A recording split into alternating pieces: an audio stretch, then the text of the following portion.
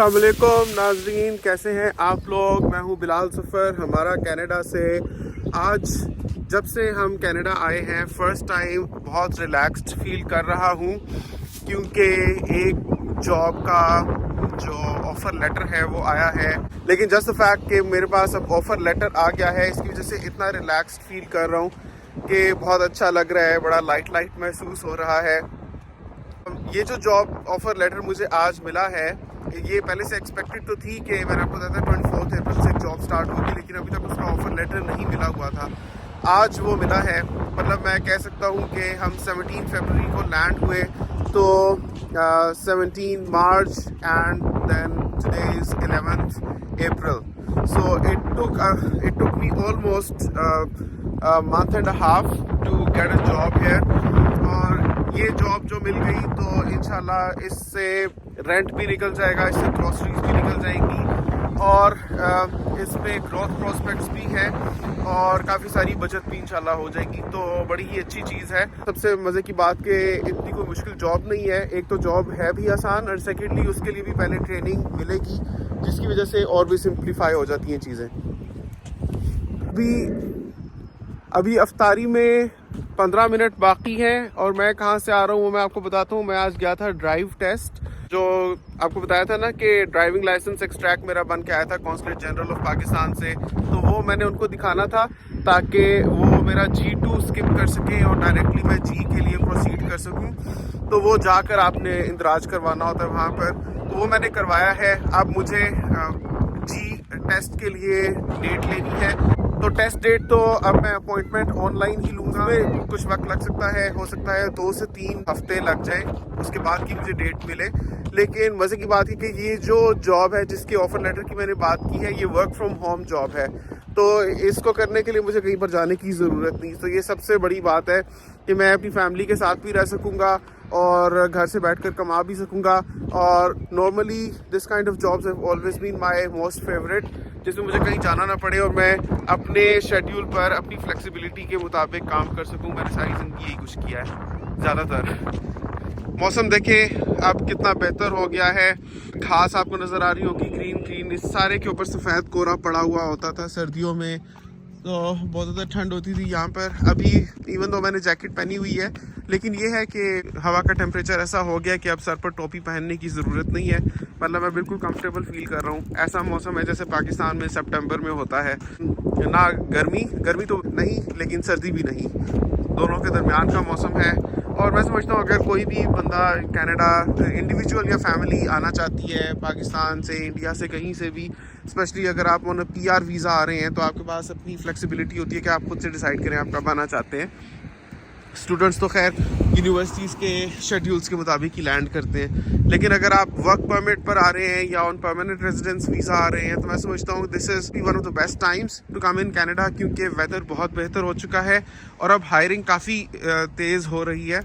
और देखिए, मैंने आपको सही कहा था कि companies generally up to March decide करती हैं, शॉर्टलिस्ट करती हैं कैंडिडेट्स के उन्होंने किन को हायर करना है, फिर अप्रैल में ऑफ़र लेटर्स आना शुरू होते हैं। तो जैसे समर्स स्टार्ट टू सेट इन, तो हायरिंग और जॉब का सिलसिला काफ़ी तेज़ हो जाता है। और फिर एक बार कोई सी भी जॉब मिल जाए, इवन अगर आपको सर्वाइवल जॉब भी मिल जाए, तो आपके सारे अखराजात उसमें से निकल जाते हैं। फ़ायदा उसका ये होता है कि एक बार फर्स्ट जॉब मिल गई, उसके बाद अगर आप कभी ले ऑफ भी होते हैं, फ़र्ज़ करें कि आपको जॉब से निकाल दिया जाता है, तो उसमें भी आपको गवर्नमेंट की तरफ से अलाउंस कुछ मिलता है until you find the next job. तो सिर्फ शुरू का ही पीरियड मुश्किल होता है जब आपने एक भी जॉब यहाँ पर नहीं की हुई होती। एक बार आप कॉन्ट्रैक्ट पर मतलब ऑफ़र लेटर साइन करके एक दफ़ा अपने सोशल इंश्योरेंस नंबर पर एक जॉब स्टार्ट कर देते हैं, तो फिर उसके बाद से अगर आप कभी ले ऑफ भी हो जाए, तो तब भी मामलात इतने सीरियस नहीं होते जितने स्टार्ट में होते हैं। तो काफ़ी लेवरेज आपको मिल जाती है, पीस ऑफ माइंड मिल जाता है, फ्रीडम मिल जाती है, तो वो बड़ा अच्छा लगता है। चलिए, आपको मैं थोड़ा अपना जॉब ऑफ़र लेटर पढ़कर सुना देता हूँ। इसमें लिखा है कि हम आपको खुशामदीद कहते हैं हमारी टीम ज्वाइन करने के लिए। आपकी एम्प्लॉयमेंट का पहला दिन होगा अप्रैल 24, 2023। इसमें ये बताया हुआ है कि मेरी वर्चुअल ट्रेनिंग कब शुरू होगी, कब से कब तक के आवर्स होंगे और रेगुलर वर्क आवर्स क्या होंगे। बस इतना समझ लीजिए कि 8 घंटों का हर रोज़ होगा और 40 आवर्स अ वीक होगा। मज़ीद लिखा हुआ है कि इस ईमेल के अलावा ह्यूमन रिसोर्सेज मुझे इन्फॉर्मेशन और इंस्ट्रक्शंस देगा जॉब पर ऑन बोर्ड होने से मुतल्लिक। तमाम डिटेल्स डायरेक्टली मेरे ईमेल एड्रेस पर भेजी जाएंगी और कंपनी वाले कहते हैं कि मैं उसकी रिसीट को कंफर्म कर दूं जल्द से जल्द। मज़ीद ये लिखा हुआ है कि हमने आपका एम्प्लॉयमेंट डॉक्यूमेंटेशन इस ईमेल के साथ अटैच किया है। हम आपको कहते हैं कि आप उसको गौर से पढ़ लें और हमें बताएं अगर आपके कोई भी क्वेश्चंस या कंसर्न्स हैं। हम आपको ये भी कहते हैं कि नीचे वाला सेक्शन पूरा कर दें अपने नाम के साथ, ताकि हमें ये पता चल सके कि आपने ये एम्प्लॉयमेंट की ऑफ़र कबूल कर ली है। लिखा है कि आप तमाम डॉक्यूमेंट्स को फिल आउट करके अटैच कर दें और हमें वापस भेजें ईमेल। उसमें इंक्लूडेड है offer letter, employee agreement and work from home documentation. मुझे ये कहा गया है कि मैं जो जवाबी ईमेल भेजूंगा उसमें क्लियरली ये लिखूं कि मैं, और अपना नाम लिखूं साथ में, कि मैंने ये पढ़ लिया है और मैं ये कहता हूँ और मैं ये मानता हूँ कि जो टर्म्स एंड कंडीशंस हैं इस जॉब के साथ एसोसिएटेड, उनके साथ मैं पूरी तरह से एग्री करता हूँ। ये कोई भी जॉब अगर कोई भी एम्प्लॉई कनाडा में लेता है तो ये लिखना पड़ता है साथ में।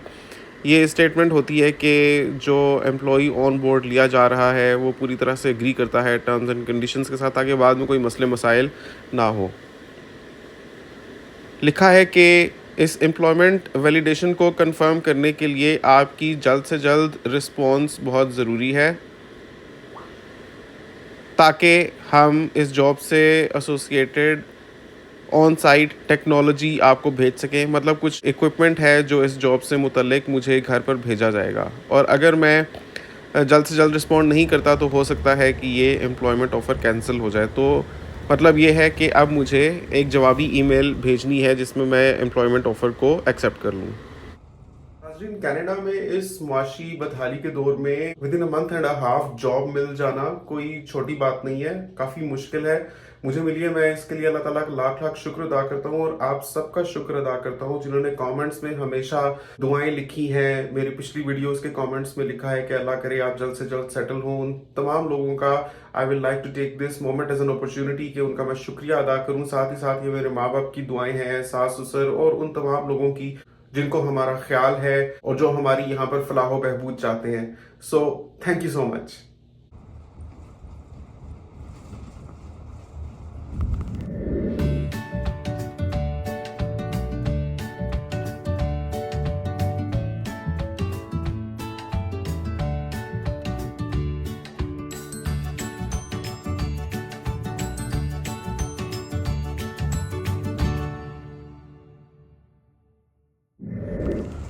नाज़रीन, घर आने से पहले कुछ ग्रॉसरी भी की थी। आज आपको ख़ास तौर पे रेडी टू ईट मील्स दिखाना चाहता हूँ। यानी अगर आप कनाडा आ रहे हैं और बजट में रहना चाहते हैं तो इंतहाई सस्ते इंडियन रेडी मेड फूड्स आपको मैं दिखाता हूँ कि कैसे मैंने देखा, कौन सा मुझे पसंद आया और फिर घर जाकर उसको डिश आउट करते हैं। देखते हैं कि ये जो इस तरह से पैकेज्ड फूड्स होते हैं वो किस किस्म के निकलते हैं। अगर अच्छे निकले तो हो सकता है मैं रेगुलरली लेना शुरू कर दूं। आपके लिए भी एक ग्रेट लर्निंग एक्सपीरियंस होगा कि इस तरह डब्बे में जो रेडीमेड फूड्स आते हैं वो लेने के लायक होते हैं या नहीं।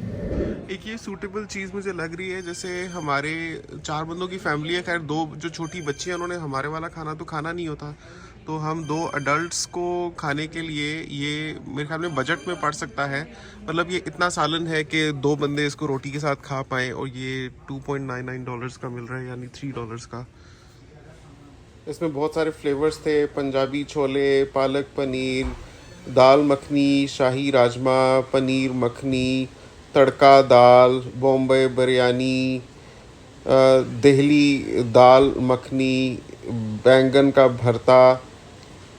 एक सबसे बड़ा मसला हर घर में ये होता है कि डेली बेसिस पर आज क्या पकाएं, आज क्या पकाएं। अब वो डेली जब पकता है तो शुरू में अगर आप बजट में रहना चाह रहे होते हैं तो उस हिसाब से लगता भी बहुत ज़्यादा है। मैं समझता हूँ अगर ये चीज़ अच्छी निकली तो रिलायबल हो सकती है कि क्योंकि $3 में अगर 2 बंदे खाना खा लें, सिर्फ इसके साथ आपको नान या रोटी अरेंज करनी है तो बुरा नहीं है। चले देखते हैं, एक इनमें से ख़रीदता हूँ, फिर घर जाकर उसको खोल के आपको कहते हैं दिखाता कि हूँ। ये पालक पनीर ट्राई करते हैं, देखते हैं अगर अच्छा निकलेगा तो फिर मैं लूँगा फर्दर, और अगर ना अच्छा निकला तो ये मेरी फर्स्ट एंड लास्ट टाइम होगा कि मैं इसको ख़रीद रहा हूँ। खैर इसको मैं खोल के आपको दिखाऊंगा कि कैसा निकला। देखिएगा ज़रूर वीडियो के एंड पे, इसको डिश आउट करूँगा मैं। ये मैक्सिकन मैंगोज़ हैं, ये पर बॉक्स $18 है। ये इंडियन है, ये पर बॉक्स $40 है।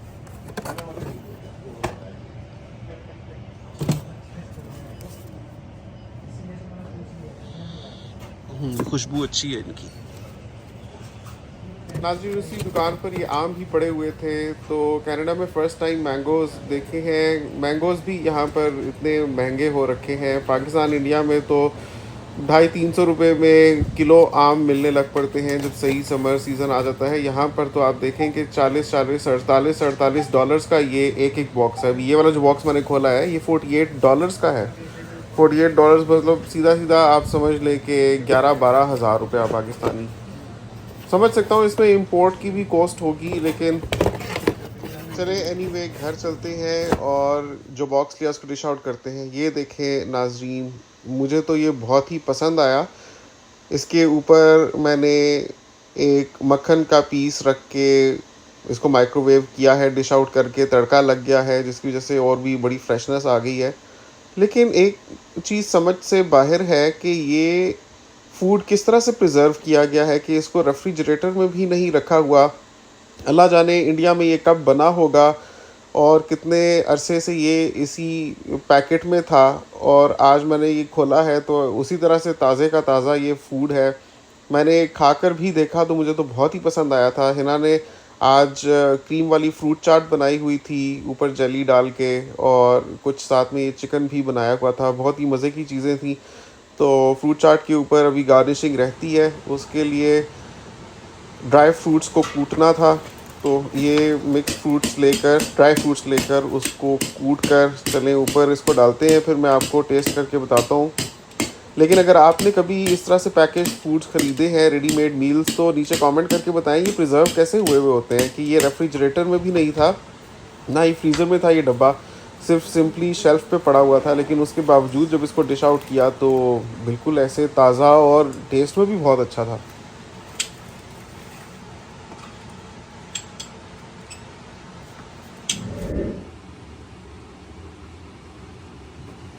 तो इस डिश को देख के अपनी ऑनेस्ट राय नीचे दें कि आपके ख्याल में ये readymade meal packaged food worth it था ख़रीदने के लिए, आपको सही लगा। मुझे तो डिश आउट करके भी बहुत अच्छा लगा, टेस्ट में भी ऐसे लगा था जैसे अभी बना हुआ है।